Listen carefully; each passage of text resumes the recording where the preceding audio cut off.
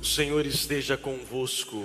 Ele está no meio de nós. Proclamação do Evangelho de Jesus Cristo, segundo Lucas. Glória a vós, Senhor.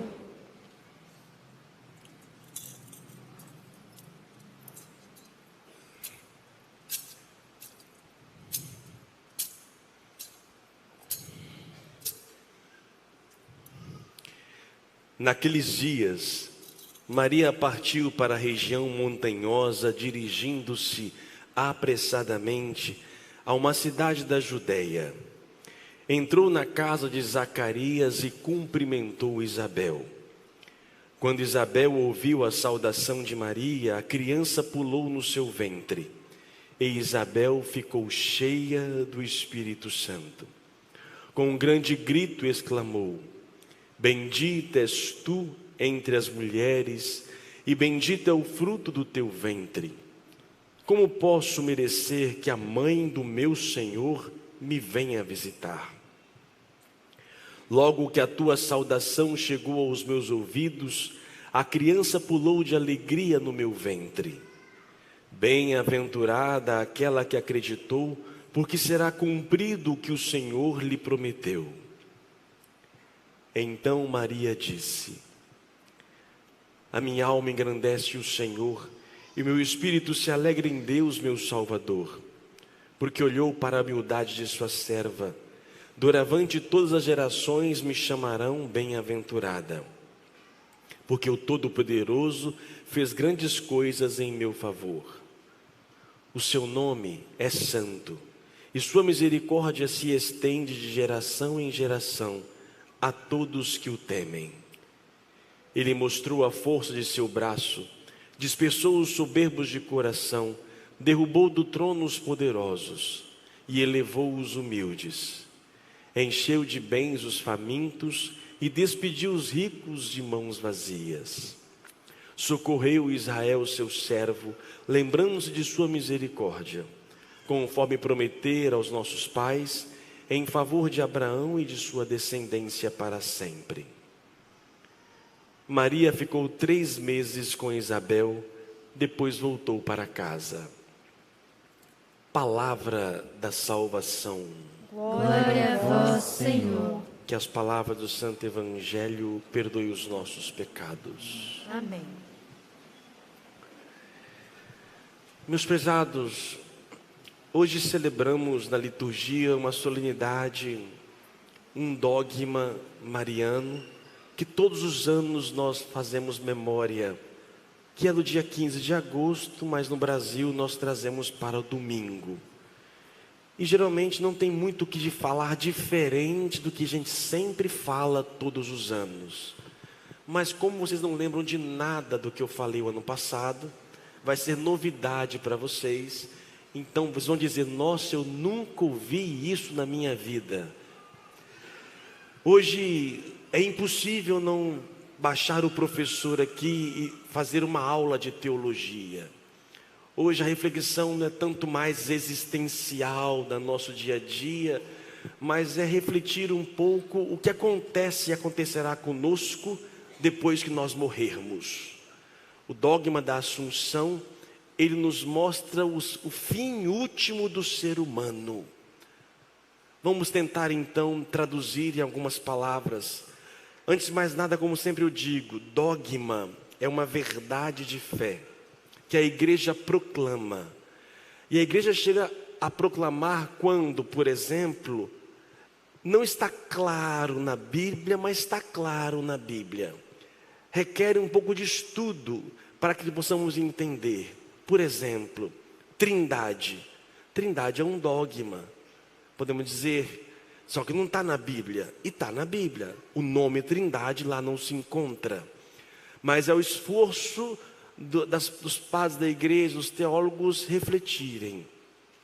O dogma da Assunção de Maria não está dizendo que ela foi assunta ao céu na Bíblia, mas diz que todos nós hemos de ser assuntos a Deus. Como começamos isto? Primeiro, inicio a partir da leitura segunda, quando São Paulo escreve aos Coríntios acerca da ressurreição. ele diz que Cristo ressuscitou como primícias dos que morreram. Jesus é o primeiro então a ressuscitar. Até ele ninguém tinha ressuscitado. Ninguém. Ele é o primeiro que ressuscita.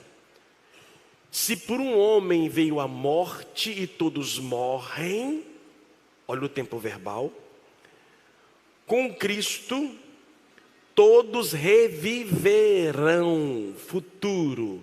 Com Adão todo mundo morre. Com Cristo nós reviveremos, será no futuro.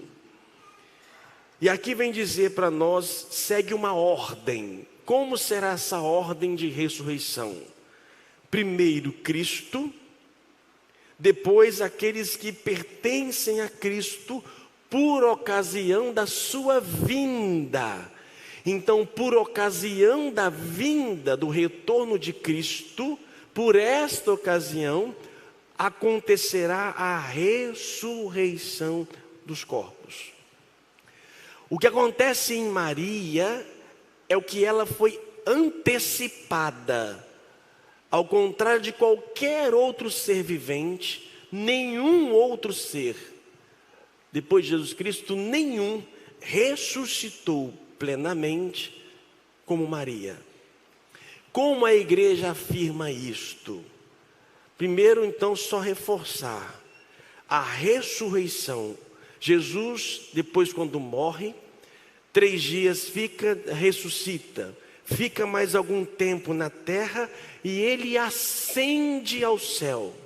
Ele ascende o quê? Corpo, alma, divindade.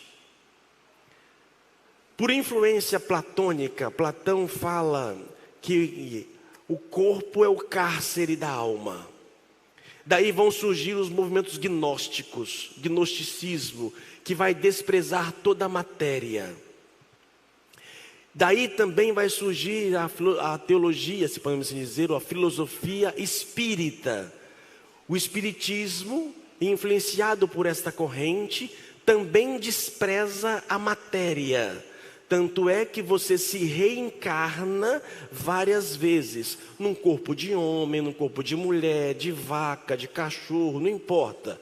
O importante é o espírito que vai ser reencarnado. Isto fere a fé cristã, porque Cristo, ao ressuscitar, ele ressuscita e eleva-se ao céu, corpo, alma e divindade. A matéria é importante para nós. Eu, Anderson, não sou só alma, não sou o que vivi agora e vivi no passado, não. A minha corporeidade faz parte da minha identidade. E quando eu morrer, morrerá todo o meu ser. Só que aí acontece o quê? Quando nós morrermos, e todos os que já morreram, vai acontecer meio platônico. A nossa alma sim vai separar do corpo. E a nossa alma irá primeiramente para um primeiro julgamento diante de Deus, primeiro encontro com Deus. A matéria, o cadáver, será sepultado. Segundo a teologia protestante, todos os que morrem estão dormindo. E que pela vinda do Senhor, para quando Ele estiver voltando, então todos irão ressuscitar. A teologia católica vai afirmar que ao morrer já começa o processo de ressurreição desta pessoa. E que ela encontrará primeiramente já diante de Deus. E que nos fins dos tempos, pela segunda vinda de Cristo, aí sim os nossos corpos, nossa matéria, nosso cadáver se encontrará de novo com a alma. Como será isso? Faço a mínima ideia. A igreja também não sabe. Mas ela afirma o que? A corporeidade, a matéria é importante. E aqueles que viraram cinzas, se perderam, Deus tem o seu mistério. Por falar em cinzas, pode fazer cinzas do corpo, cremar? Pode, desde que se enterre. Nada disso. Ele gostava do mar, vai para o marzinho, vai banhar. Não, nada disso. Isso é atento. Então, se morrer, se cremar, enterre. E nada de pôr na penteadeira de casa para conviver com o falecido. Não, enterre. É para enterrar. Depois, então, no final dos tempos, pela segunda vinda de Cristo, a nossa matéria se unirá. Não sabemos como, que São Paulo diz de corpo glorioso. Lembra de Jesus Cristo? Quando ele ressuscitou, ele toca Tomé, pode tocar. Você vê os espíritas que invocam espíritos, e que invocam morto, só aparece a alma. Alguns falam até de fantasma. Nenhum apareceu em corpo. Cristo aparece em corpo. Ele apareceu em corpo, tangível, ao mesmo tempo passava pela parede. O que aconteceu com ele, acontecerá com todo mundo. Só que Nossa Senhora, ela antecipou-se, ela foi a primeira que está então na glória diante de Deus. Por que isso? Porque Deus, que é Espírito, sempre foi Espírito, que criou a matéria, mas ele passa a ter matéria dentro do ventre de Maria. No ventre de Maria, Deus é formado, corpóreo e tangível. O sangue que corre na cruz é o sangue dela, que passa para ele. O corpo que é morto na cruz é gerado dentro dela. O leite que amamenta o Cristo é dela. Não teve participação humana, José não a concebeu. Foi obra do Espírito e dela, não por mérito dela, por graça divina. E assim como o corpo de Cristo não ficou nesta terra, assim o corpo de Maria, ao terminar o seu momento na terra, ela foi então levada para o céu. Jesus, depois da ressurreição, ele ascende, pelo poder dele, ele sobe aos céus. Maria, ela é elevada. Jesus ascendeu, Maria foi assunta. Ela é assunta para estar diante de Deus, não por mérito dela. Todos nós comungamos da palavra, comungamos do corpo e sangue, o meu corpo vai se tornando divino, Cristo. Assim, quando eu morrer, o que é Cristo em mim também será levado. A gente costuma dizer que quando a pessoa morre, não leva nem nada atrás dela, não tem carro de mudança atrás dela, a gente não leva nada deste mundo. O que a gente costuma levar desse mundo, o que a gente leva deste mundo? Amor. Amor. Se você amou, é o que você vai levar neste mundo. E é isso, gente. Para construir uma casa aqui na terra, requer dinheiro, tijolo e cimento. Para construir uma casa no céu, requer amor. Se você ama, você está construindo sua casinha lá em cima. A minha já tenho olhado o projeto, já olhei o projeto, tá bom. Se continuar desse jeito, cara, tem piscina, hidromassagem, tem muita coisa boa lá, uma sala de cinema só para poder curtir.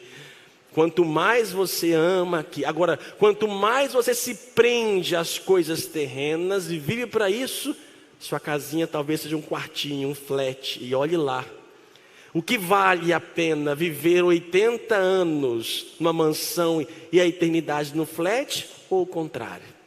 Então se esforce para ter a sua casinha, que não é força do meu esforço, né? É graça de Deus, é graça de Deus. Mas nós também iremos ressuscitar.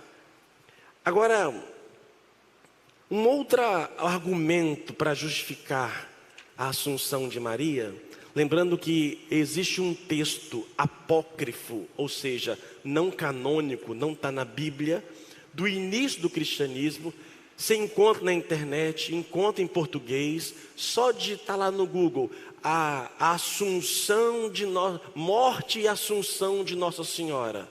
Você vai achar esse texto. E esse texto diz o quê?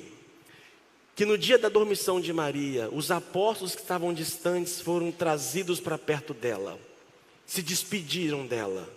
E eles, assim como viram Jesus subindo ao céu, eles viram Maria sendo assunta ao céu, de corpo e alma.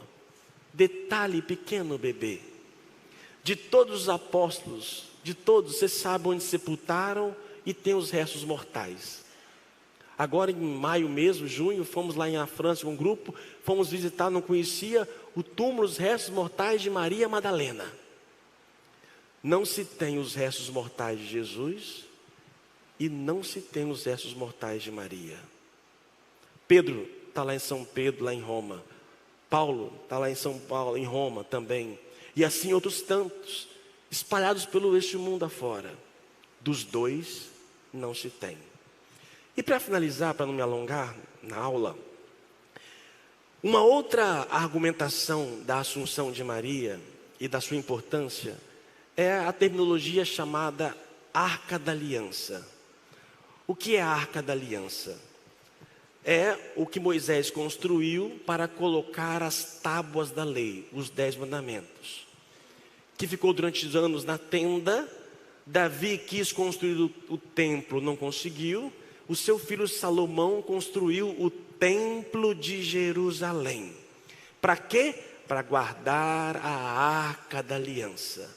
E durante anos, centenas lá ficou, até ser invadida Jerusalém, e um profeta pegou aquela arca e escondeu numa gruta. Ninguém nunca mais encontrou esta arca. No tempo de Jesus Cristo, desculpa, minha voz hoje está muito ruim. O templo de Jerusalém não tinha a Arca da Aliança. Por quê? Havia desaparecido. Até hoje, ninguém nunca encontrou a Arca da Aliança. Até que São João, leitura que vimos hoje, a primeira, do Apocalipse de São João, ele tem uma visualização, uma visão. E o que ele vê? Apareceu no templo de Deus que está no céu, apareceu no templo a Arca da Aliança. João vê a Arca da Aliança no céu. E ainda mais, apareceu no céu um grande sinal, uma mulher vestida de sol. Mulher, aqui, pode significar a igreja. Mulher também pode significar Maria. Quem conhece um pouco a Bíblia, o Evangelho de São João, primeiro milagre de Cristo, bodas de Caná. Maria chega para ele dizendo que não tem mais vinho. O que ele fala? Mulher, ainda não é chegada a minha hora. Na hora da cruz, quando está ali o discípulo amado e a sua mãe, o que ele diz? Mulher, eis o teu filho, filho, eis tua mãe.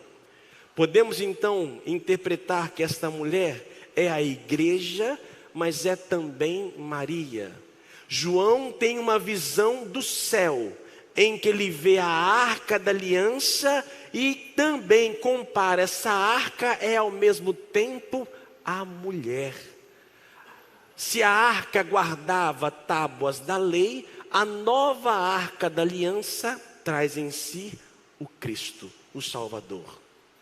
Para finalizar, o Evangelho de hoje, que fala da visitação de Maria e Isabel, é aquele nosso segundo quadro ali, desenhado, é aquela visitação de Maria a Isabel.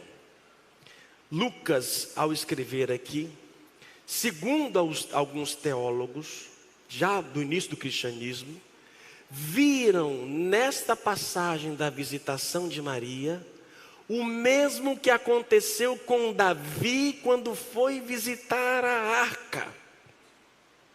Dever de casa, todo ano eu passo para vocês. Chegue em casa e leem na Bíblia e pega livro de Samuel, o segundo livro de Samuel, capítulo 6. 2 Samuel, capítulo 6. Lá o que vai mostrar, você lê aquele texto e o evangelho de hoje. Alguns elementos são muito semelhantes. Exemplo.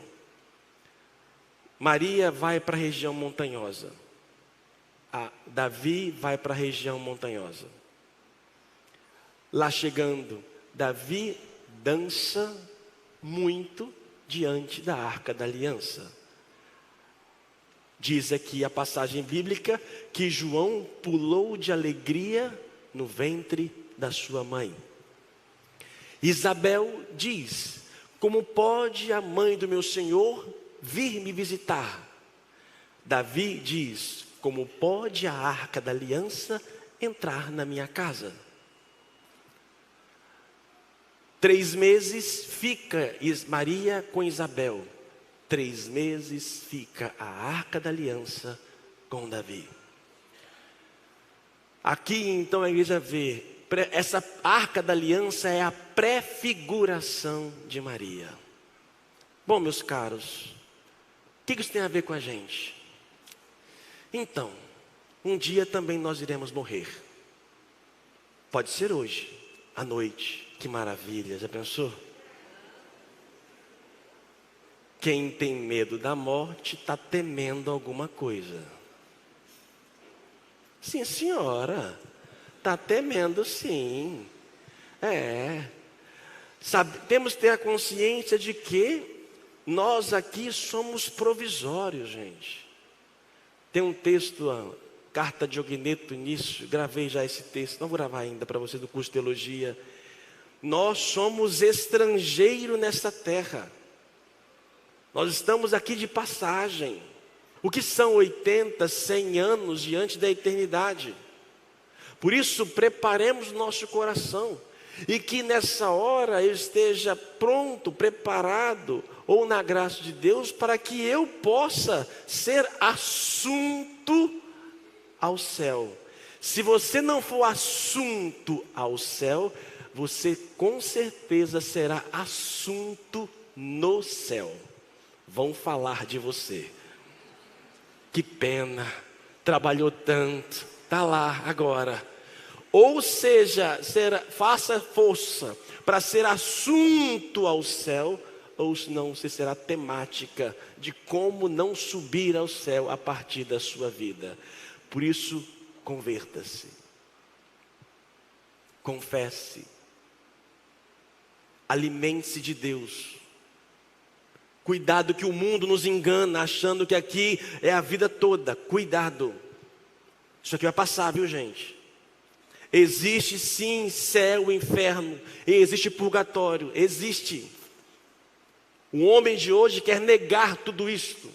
Vai viver para agora, vai dando gás para tudo isso. Só para agora. Achando que vai ficar velhinho depois de se converter. Nem os velhinhos estão se convertendo hoje em dia, hein?